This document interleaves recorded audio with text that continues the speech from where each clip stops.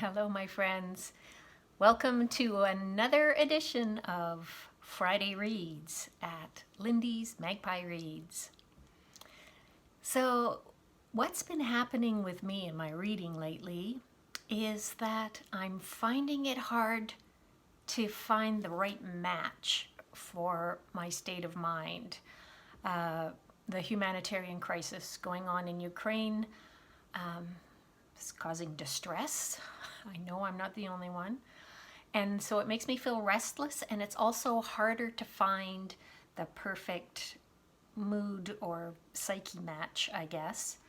And yeah, I'm just feeling more restless.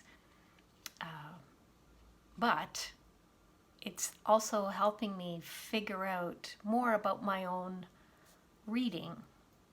So for example, a book that worked really well for me this week was All 13. I'll tell you more about it in a bit, but it's about the Thai boys soccer team that were trapped in a cave in 2018 and the rescue. So it's a true life story. And I adored it. It was perfect for me. And one that hasn't been working is When We Lost Our Heads by Heather O'Neill. So she's a Canadian author who normally I love, but her special sauce is just not quite right for me right now. It's a blend of whimsy and macabre, well, especially in this case, which is, it's set in 19th century Montreal, and there are two girls, and it is kind of mirroring the French Revolution. And I'm finding, I do love her writing, but I'm only 50 pages in, and I've been reading it for 2 weeks, so I can just take a little bit at a time. And that's a sign that it's not for me. There's this sort of alarming quality, I guess, about this particular story that is amplifying my own anxiety, I guess. So I do love her wordplay, and I just have to accept that right now I can only take tiny doses of Heather O'Neill. And a book I'm reading even more slowly, but for a different reason, is What Are You Going Through by Sigrid Nunez. So this is a large print edition, and it's got a particular use for me because I am still doing eye therapy. As a consequence of a concussion I got in December. And so about 5 times a day, I walk forwards and backwards down the hallway in my house, reading out loud the whole time.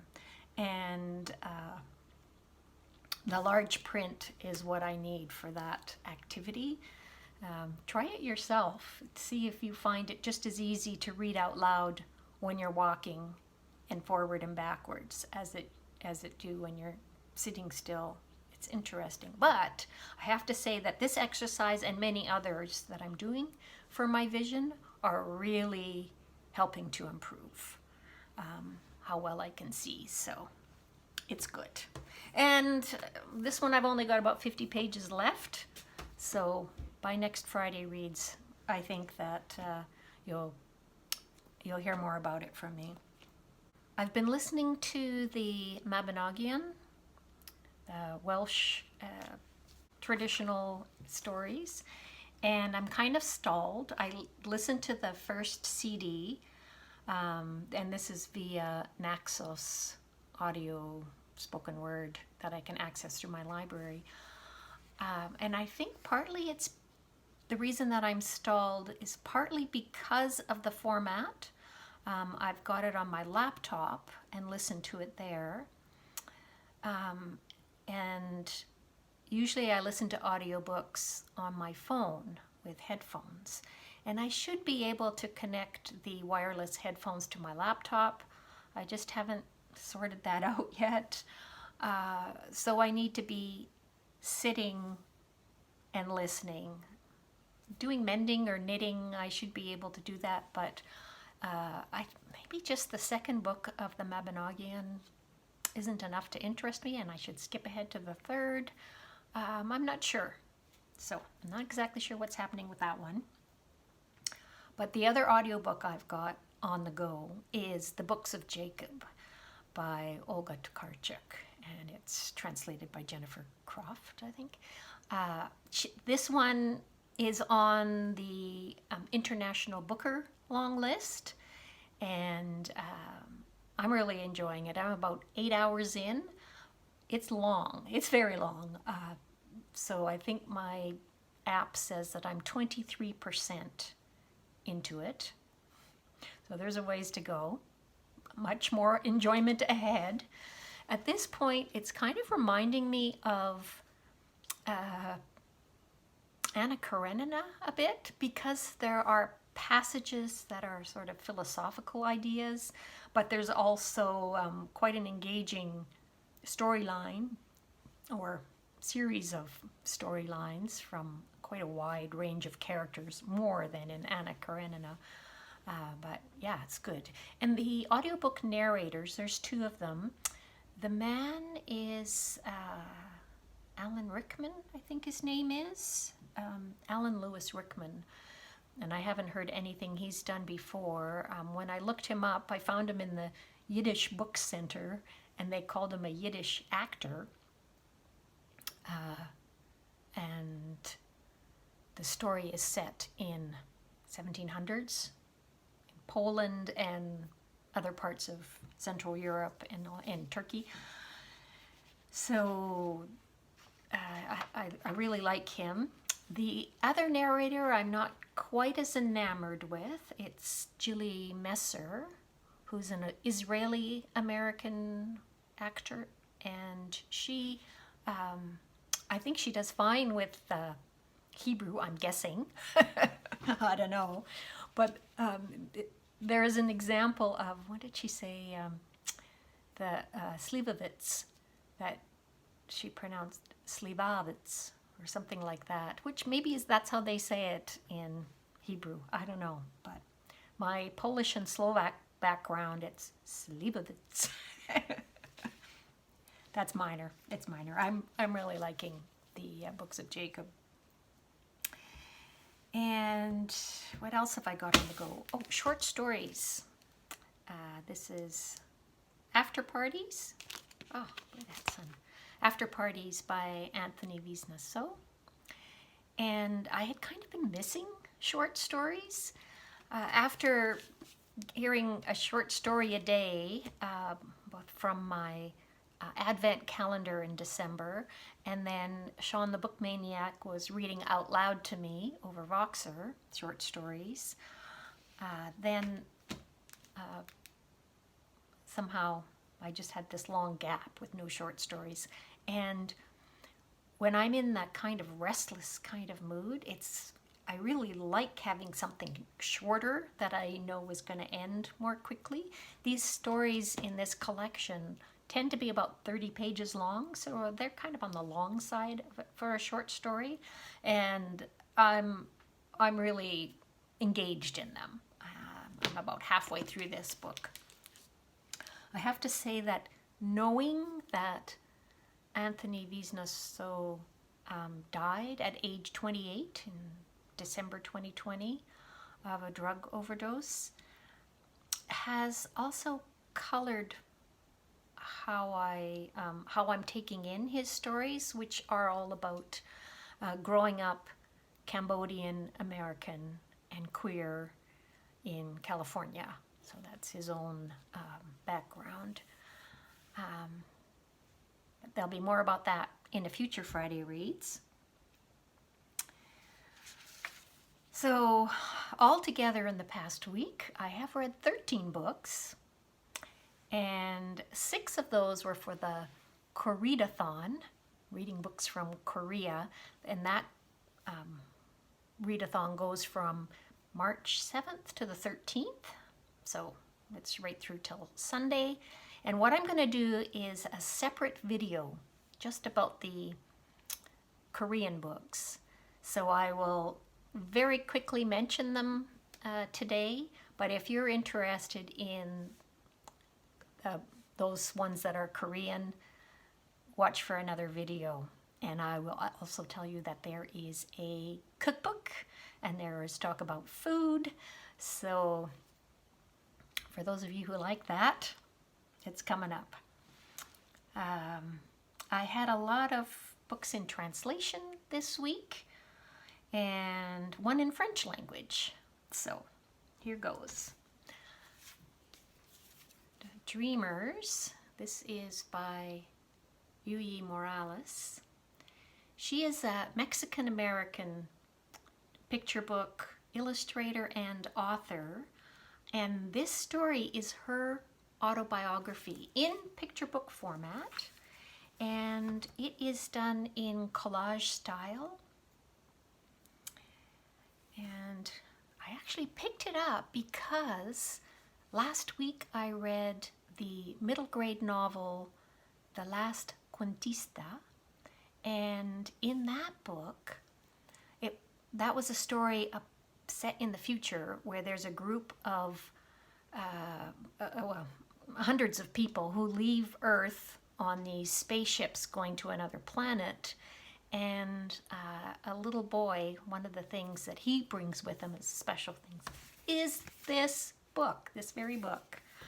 And inside this book there are so many other books that are referenced, like for example Sean Tan's The Arrival. Here you get it. There's another book. You get just a bit of sense of her art, collage art. Her little son is holding a pencil there. That's like a photograph of a pencil. She's got cord, various colored papers of all kinds. And so it's an immigration story, and it is absolutely beautiful. Highly recommend. This book, I think, it won a Kirkus Prize, a Pour Belpré Prize,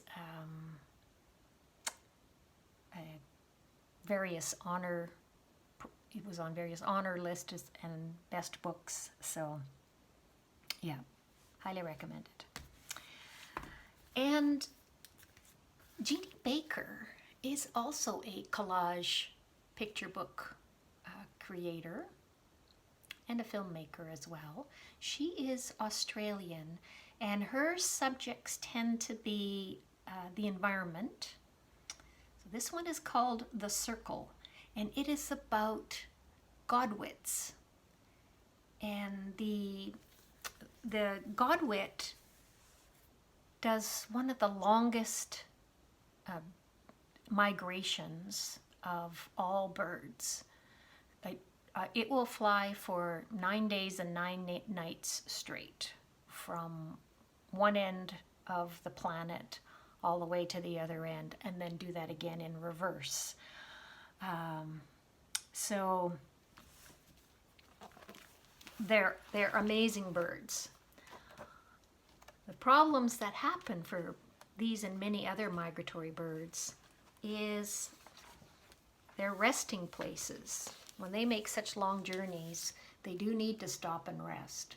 So here's an example of China, which is a stop along the way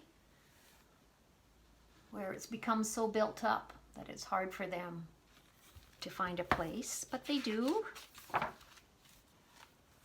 Here you can see people are also there collecting food. And her art, I don't know if you can see that close up.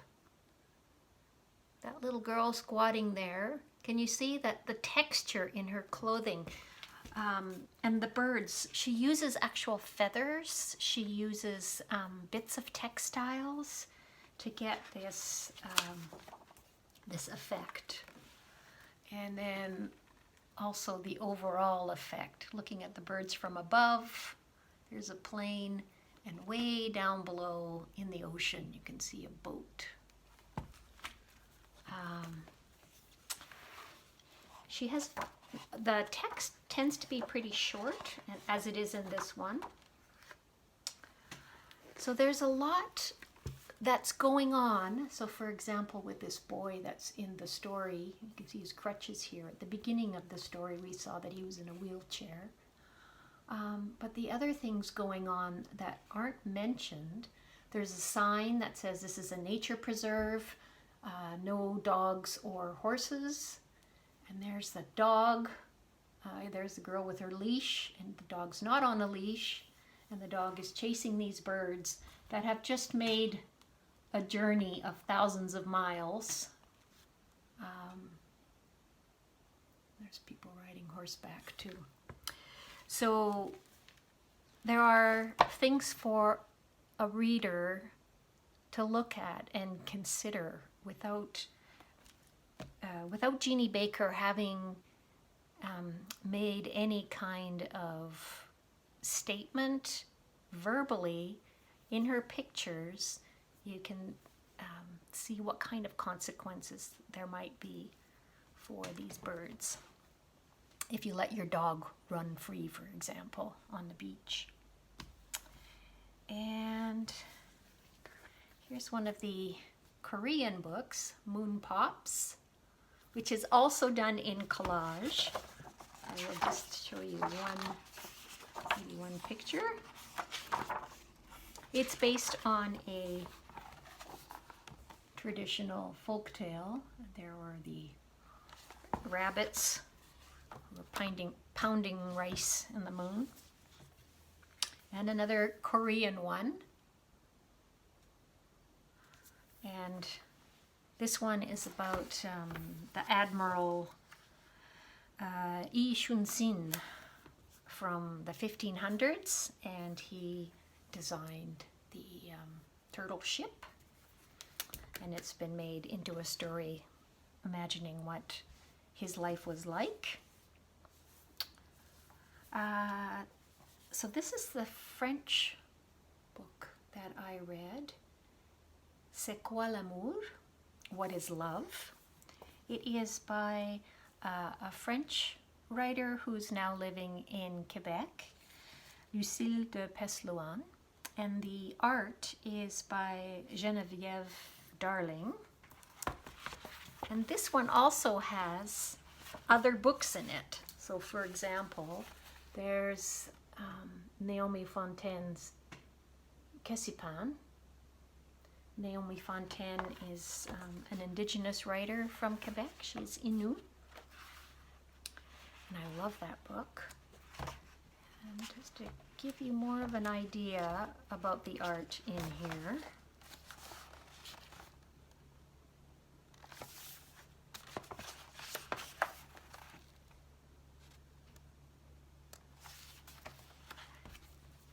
So, the philosophical questions. What is love? And this one is aimed at younger people, basically teens, very queer positive and heartwarming. And I hope it gets translated to English. One of her other books, what was called Pourquoi les filles ont mal au ventre, that one has been translated to English, Spanish, and Korean. And the English title is What Makes Girls Sick and Tired? And her work, de Peslouan's work, started out as zines, and then she was approached by a publisher about making them into books. So very successful. And also successful, this was the book that I just loved this week, All 13. It is by Christina Soontornvat. She is Thai American, And this is the story, the subtitle, The Incredible Cave Rescue of the Thai Boys Soccer Team. And you might have followed this on the news when it happened in 2018. And even knowing that they all got out, it's still an amazing, amazing story. And the day by day it was more than 2 weeks that these boys were trapped in there with no food. So it was 12 boys ranging from 11 to I think 15 years old, and their assistant coach of their team. And there was flooding,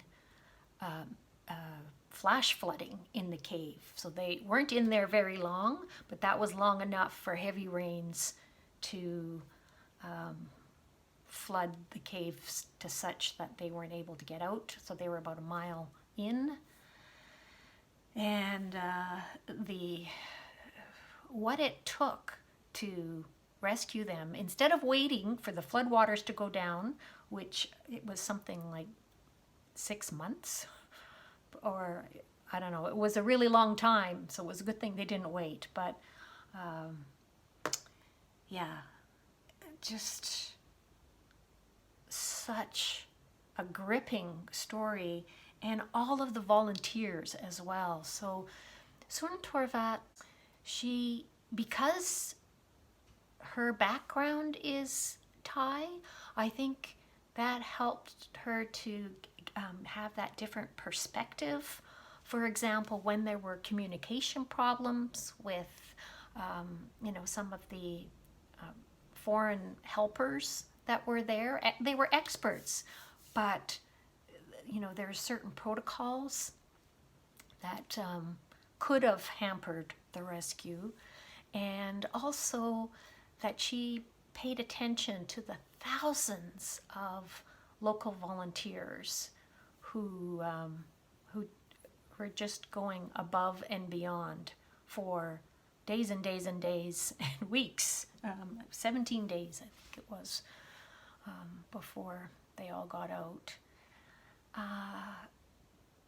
But I cried at some points when I was reading this. Just so moving and such good news. So yeah, if you're in need of something that makes you feel good about the human race, I recommend all 13.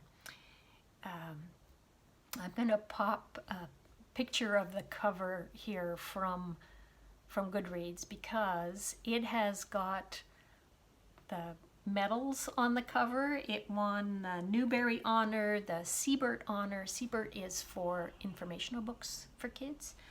It won the Kirkus Prize and the Yalsa Award for Excellence in Nonfiction. Yalsa is the young adult section of the Library Association of America.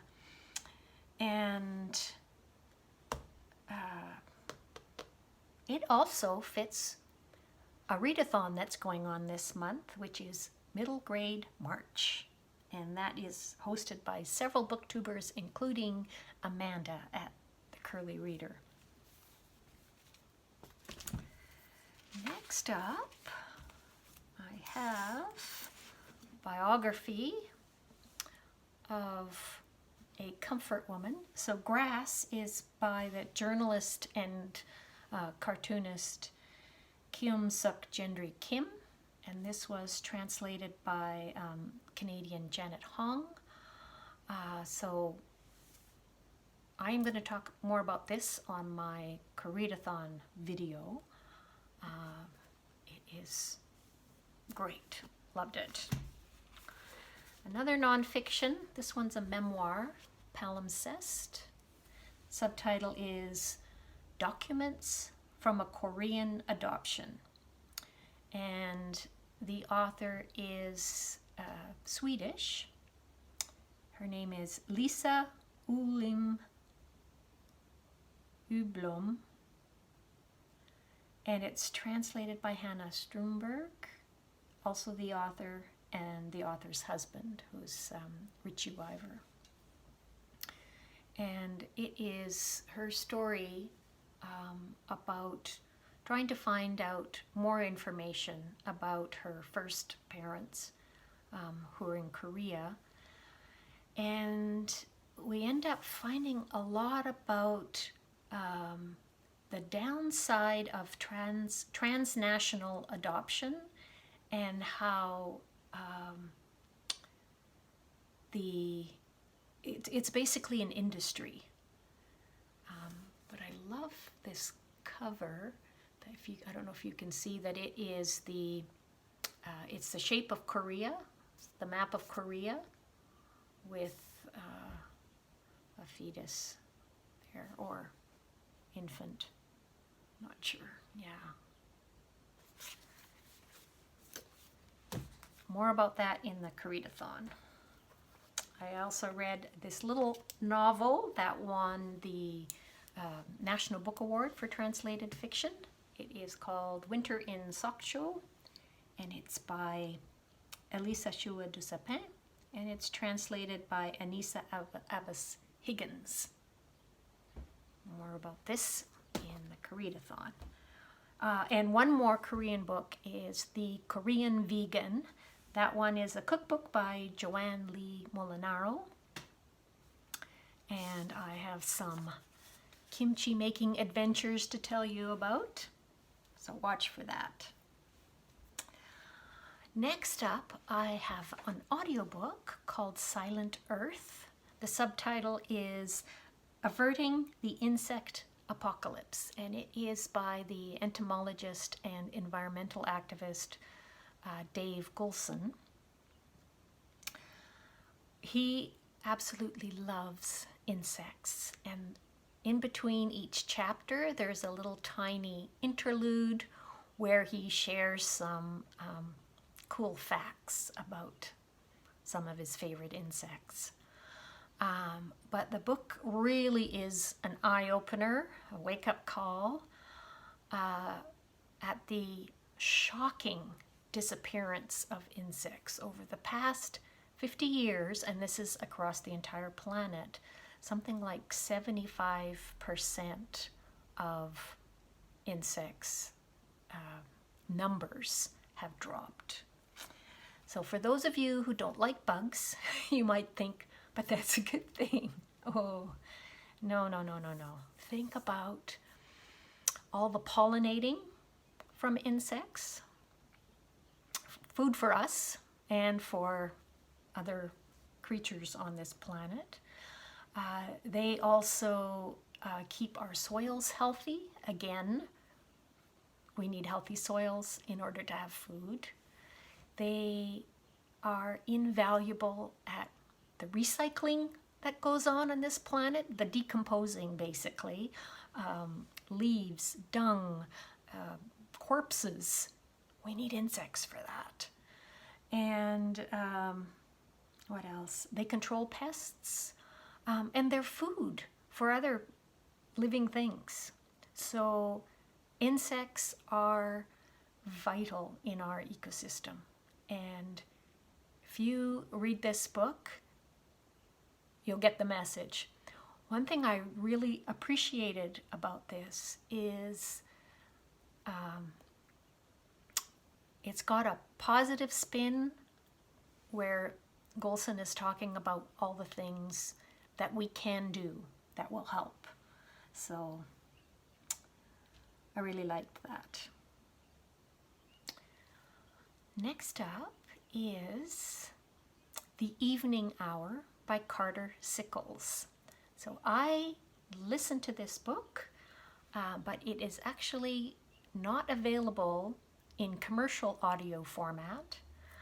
I feel very lucky that my friend Sean the Book Maniac read the entire thing out loud, chapter by chapter.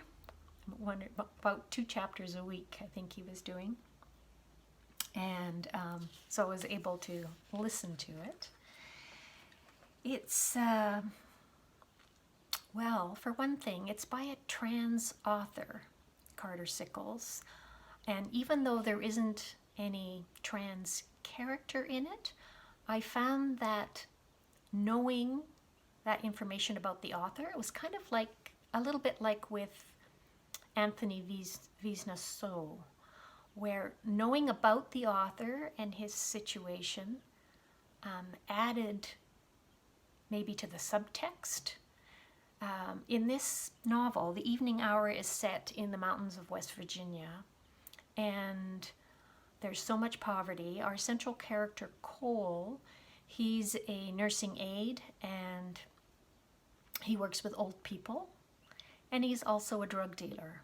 So he sells the prescription drugs that he buys from old people to drug addicts, basically. So that's one thing that's happening. And then there's also an environmental thing that's happening too with coal mining, which is destroying the landscape and the actual homes of these people who live there. I loved how nuanced the character is. So even though Cole is doing a bad thing, I was still rooting for him all the way through.